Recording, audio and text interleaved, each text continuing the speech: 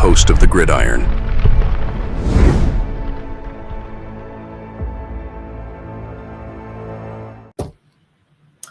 Now, this is something here. The Giants have about $43 million, okay,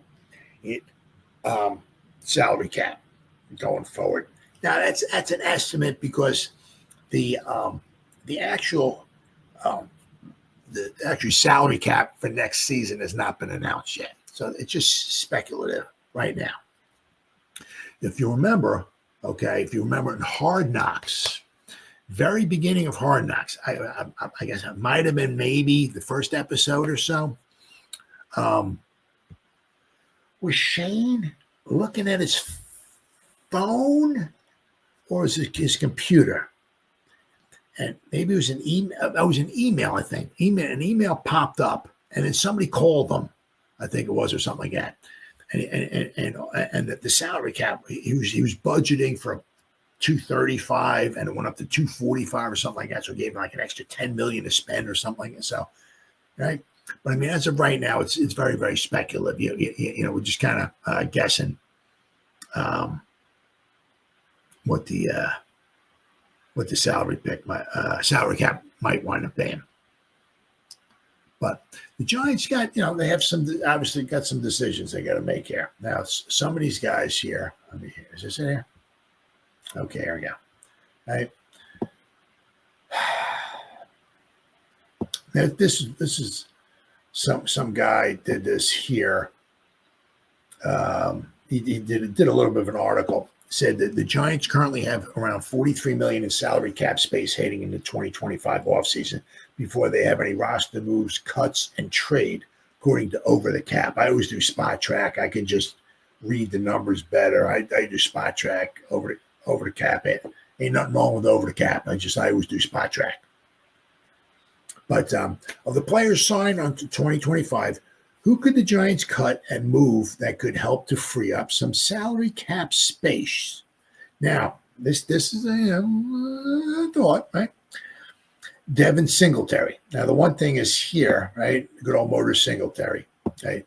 If the Giants were, I don't know if I would let him go. I don't know. I would like to draft maybe a running back. Maybe get one maybe late or pick somebody up or something, or maybe bring Turbo Miller up or whatever. I don't know. I'm not too, I don't know. I mean, Motor Singletary, he's not very expensive, right? He'd save a little bit of money, but he's not super expensive. I'm just, I don't know what they're going to do with Eric Gray, right? Guy seems to fumble the ball a lot, especially when he's returning kickoffs. So, but Singletary, right? His dead cap. Once again, here it looks like this guy wrote this article. Singletary was supposed to be the Giants' #1 running back before Tyrone Tracy. Excuse me. Came onto the scene. Now Singletary is a rather expensive running back #2, which is true, right? On a team that could give his reps to a younger back like Turbo Miller. Moving him for a day 3 pick would be the best use of his roster spot. If somebody can give you a 7th rounder for him, okay. So Singletary, if according to his article, the guy said to trade him, right, his dead cap would be $2.5 million, but his cap savings would be $3.75 million. Then they also talk about somehow Evan Neal. I don't know so much about that, but Neal is on the final year of his rookie deal, and where the Giants play him is unknown, especially if Neal doesn't move inside the guard. The Giants already have Andrew Thomas and Jermaine Eluemunor for both tackle spots, but they got Eluemunor for just one more season. Another team might be better used to try to use Neal for one of their tackle spots, and if the Giants get a day 3 pick for him in return, man, that would be a huge. I mean, you drafted dude #7 overall, and you trade him for a 6th round pick. Whew, oh my God! But I guess if they were to trade him, they said his dead cap money would be $3.75 million. But apparently, according to this guy Doug Rush, if they if they had traded Evan Neal, they would save $4 million. Right? Then they talk about potential cuts. Now, this one I don't agree with. Cutting Jermaine Eluemunor. I don't know why, but dead cap would be $2.7 million. But if they were to cut him, cap saving would be $6.4 million. I don't know why you would want to cut your best right tackle. Doesn't make much sense to me, but who knows? Who knows what the heck's going on, right? Right? The Giants might draft a tackle in the draft. Who knows? I mean, we'll have to wait and see. Anything's possible. Let's see here. Cutting one of the Giants' better veteran linemen doesn't seem appealing, especially without depth. His release would save money, but it would diminish a position that the Giants can't afford to do so. An extension would be more likely for Eluemunor, which is possible, right? The rest of the players listed below would be potential salary cap casualties to save money for the cap. Nacho, I could see that. His dead cap would be $1.4 million, but you would save $3.6 million.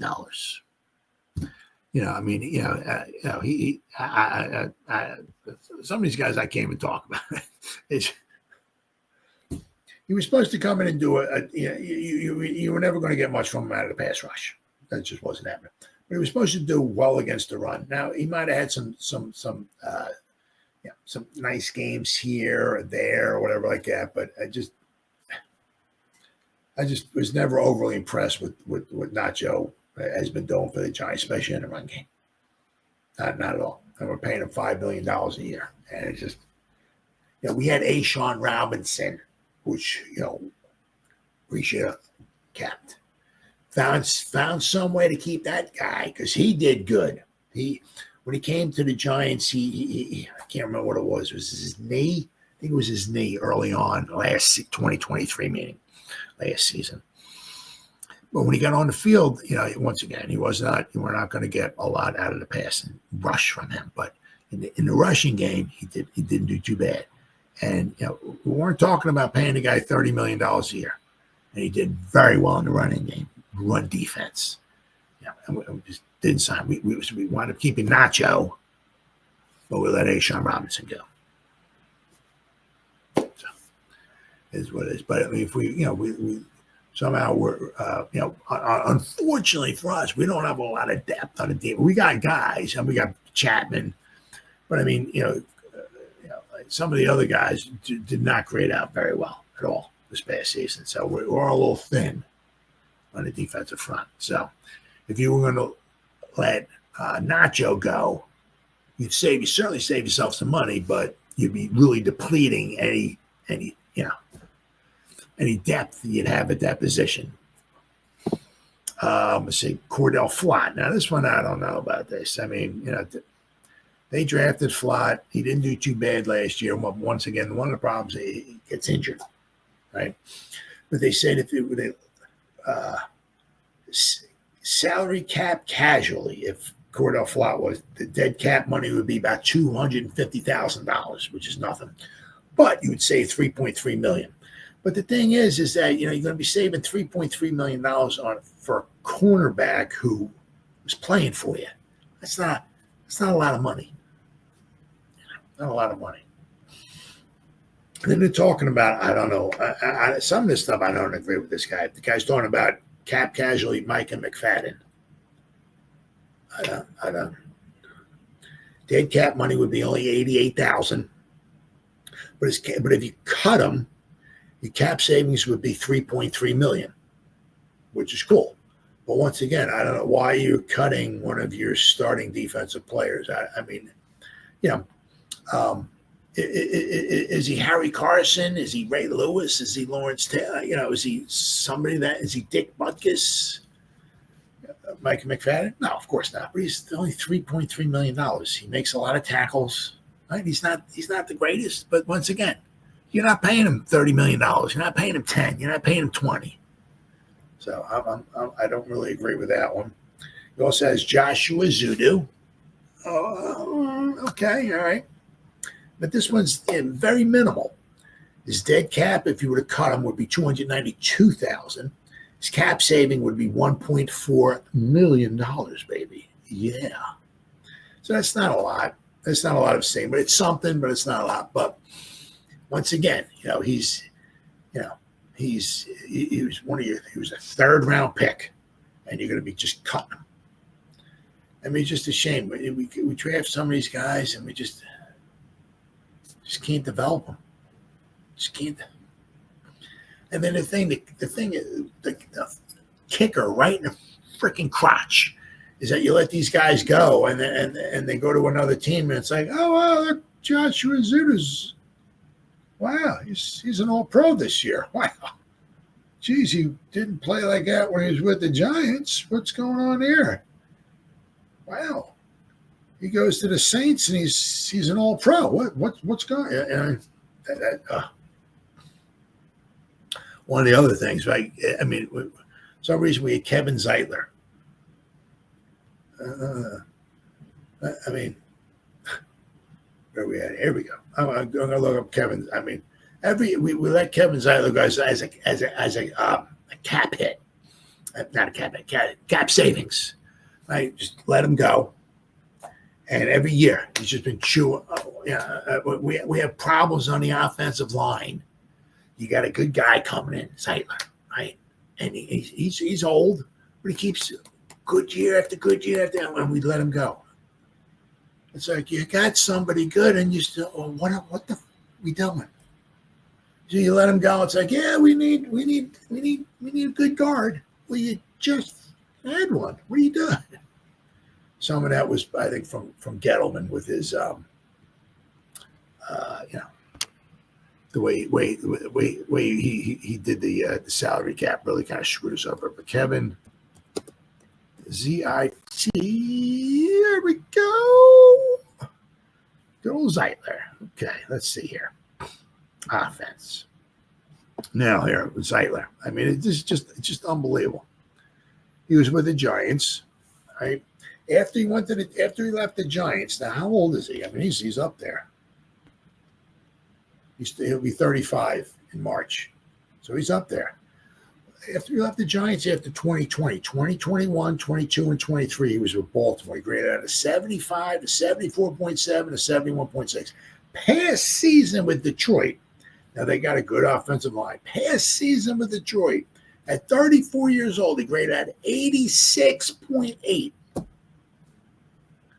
I mean, holy cow. He had 2 penalties all season long.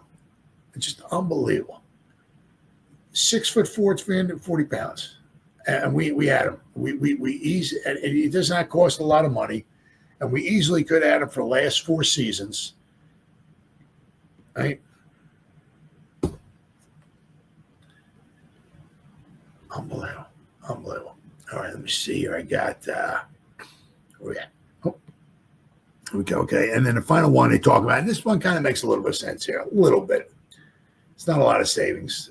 A little bit of sense makes it. Jalen Hyatt. Dead cap money, if we just took cap casualty, would be $545,000. Cap savings would be $988,000. That's not a ton of money. That's not a lot of money at all. But I mean, that would be, once again, if you're gonna cut him or release him, that would be.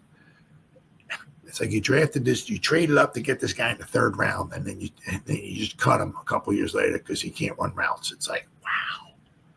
But there are certainly things the Giants could do.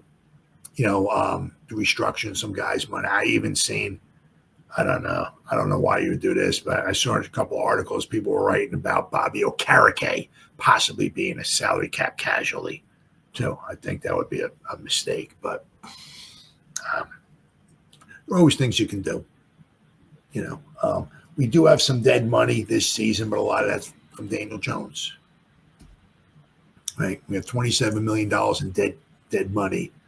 But in 2026, I don't think we have any dead money at all. Everything will be off the books. So I know we have a lot of money, not this season somewhat. We got some, but not a lot. But in 2026, we have well over $100 million to spend. So Well, a lot of money to spend in 2026. Now the thing is that who's it going to be? Is it going to be who is Shane going to be the GM, or is it going to be somebody else being the GM in 2026? That we'll have to wait and see. And then finally, I saw this here. So there are things that the Giants can do, always to free up a little bit of money here or there or whatever. But we do have some guys that we could let go to save a little bit more money if need be. But one of the things, if you bring in a free agent, especially if you got a boomer of a free agent, somebody costs you some money, obviously it's the first year, you give them a sign-in bonus. So, if the guy paid a guy for $15 million a year, right, his first year, his cap hit's only like maybe 8 or 9, and then the next year it'll be 15, and the next year it'll be like 19. It goes up a little bit. So the first year, usually you get them kind of on the cheap, right?